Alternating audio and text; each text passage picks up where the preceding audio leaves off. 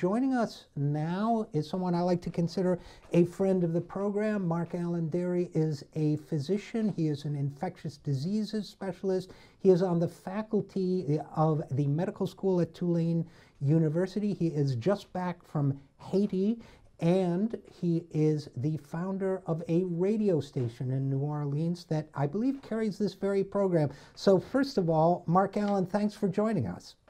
Thank you for having me. And secondly, let's start with this. You're just back from Haiti. What brought you there?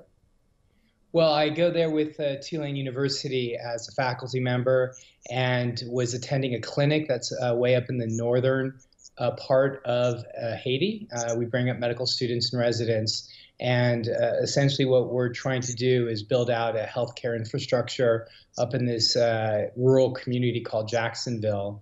And in the meanwhile, what we do is just provide basic medical aid, help, treat individuals with medical problems up there, which is mostly diabetes and hypertension, but certainly, of course, a lot of HIV.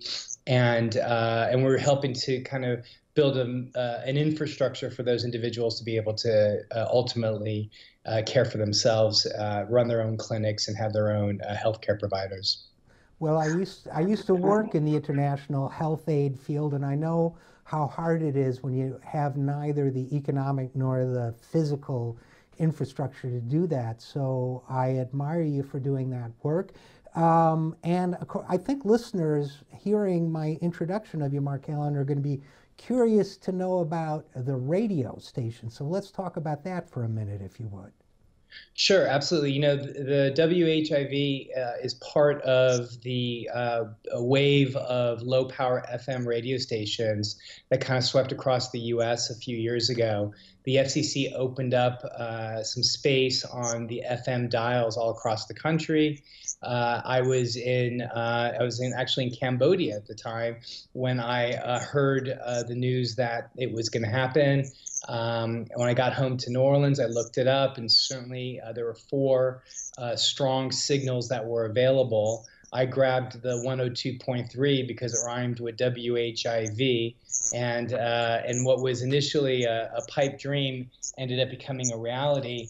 And I wanted to start a radio station that was really based on human rights and social justice, and really giving the voiceless a voice in New Orleans. And we've been on air now for coming up on 3 years and been very successful with respect to giving a voice to the voiceless and really having not only commentary and talk that is based on human rights and social justice, but about 1/3 to 2/3 of all the music that we play is all human rights and social justice music, and the other 1/3 is all music that was born and raised in New Orleans. So it's a very locally based station as well.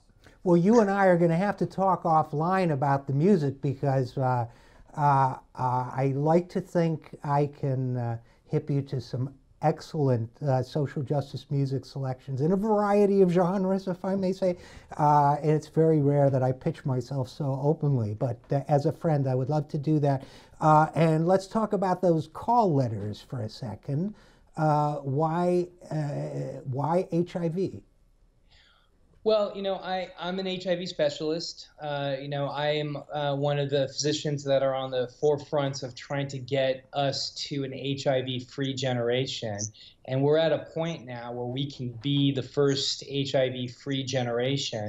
And that's obviously a topic for another time. But HIV is what I do. I have several federal grants that help me run clinics that are HIV specific, and also to teach physicians and non-physicians alike about all things surrounding HIV. So I needed 3 letters. The W was, I got to name the station being the founder. The W was fixed. We're east of the Mississippi, so I had to use a W. And as my wife would often say, you give the man an option of 3 letters, he'll rearrange them so that they form HIV. But the station is not really a station that talks about HIV all the time. I actually really use those letters as a surrogate for all things human rights and social justice. Because when we're talking about infections, and HIV particularly, but infections generally, these are diseases of the poor. And when we're talking about poverty, poverty is a human rights and social justice issue. Well, and one of the things we talk about on this program, as you know, and one of the things that I certainly believe strongly is that our understanding of disease in this culture is woefully incomplete because it's a kind of Manichaean. We have this way of separating the body from the rest of the world around it, including the mind. But this notion that somehow disease happens it's purely on the immediate plane of the borders of a person's body, but disease is a community phenomenon, it's an economic phenomenon, it's a cultural phenomenon. At least that's the way I look at it. And if you agree, I assume that part of the philosophy behind WHIV is to address that. Yeah, so there's actually a term for what you're describing, and these are called social determinants. And I've actually, in the last half of my career here, have taken a very hard a turn in focusing strictly on the social determinants of healthcare. So, for example, in New Orleans, we have the highest rates of HIV than the rest of the country. And when you look at it, there's really 5 factors as to describe why we have these highest rates. They have to do with the fact that in New Orleans, we have the highest rates of poverty, we have the highest rates of illiteracy, we have the highest rates of we have the #1 rates for sexually transmitted infections. We're #1 in the world for syphilis. We have the highest rates of homelessness, and then, of course, as you know, we have the highest rates in the world. New Orleans is for incarceration. I mean, not just the U.S., but in the world. And when you take those 5 factors together and you that will give you HIV, and for that matter, for Hep C, but that's obviously a different topic. But the idea is the same. So you're absolutely right. It's not just the actual genetics and physiology or pathophysiology that can lead to the disease. What we're understanding now in a much more scientific way are the way that societal factors has to play. And poverty is a huge part of that. And so the reversal of poverty is not only a good thing for humanity, but also in terms of healthcare, it's really one of the best things that you can do to be healthy. And I'll just say this: there's a really interesting study, and I'm happy to share it to you or tweet it at you, that when you look at life expectancy, those people who are in the 1 to 5% have a 10 to 15 year greater life expectancy than those people that are not in that subclassification of wealth. So the poorest people tend to die earlier, the richest people tend to live longer. Yeah, I'm very aware of that study, actually. Thank you. And provided a lot of talking points. I used to work for Bernie Sanders, to Bernie about that sort of thing. And as you know, but as our listeners ought to know as well, that gap in life expectancy is actually increasing.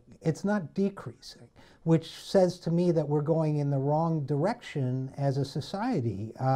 And if that's the case, obviously we have to turn that around. So your thoughts, do you agree? Any thoughts on how to turn it around?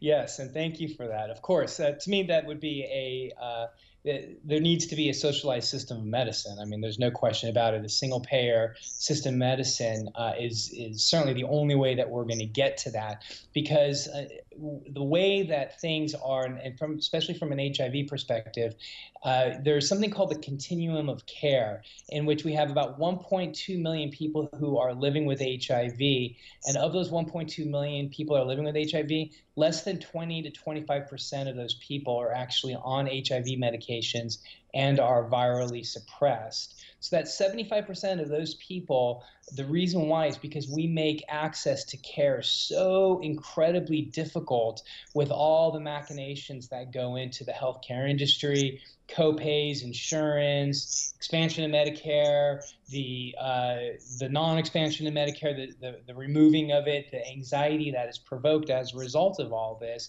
In other countries that don't have the same sort of healthcare systems as we do, in other words, they have healthcare systems that you would expect in a modern society. Their healthcare and their infectious diseases, in particular their HIV rates, are significantly lower, and almost 100% of those people who have HIV are actually on HIV medications and are virally suppressed, so far outperform our metrics. Well, those are staggering statistics. I certainly, Dr. Dery, I certainly agree with your prescription for solving this problem, which is healthcare for all. And I will just conclude by saying that you know, since disease does exist in this matrix of other forces, I would assume one of the reasons you chose the name WHIV also is to lower the stigma associated with those letters. And in fact, given that society helps produce these conditions, it is not the people with these diseases we should be looking to, but to ourselves for a solution. So unfortunately, we're going to have to leave it there. I hope we get another chance to talk soon, but Dr. MarkAlain Dery of WHIV Radio and Tulane University Medical School, thanks for all your great work, and thanks for coming on the program. Thank you, RJ. Thank you very much.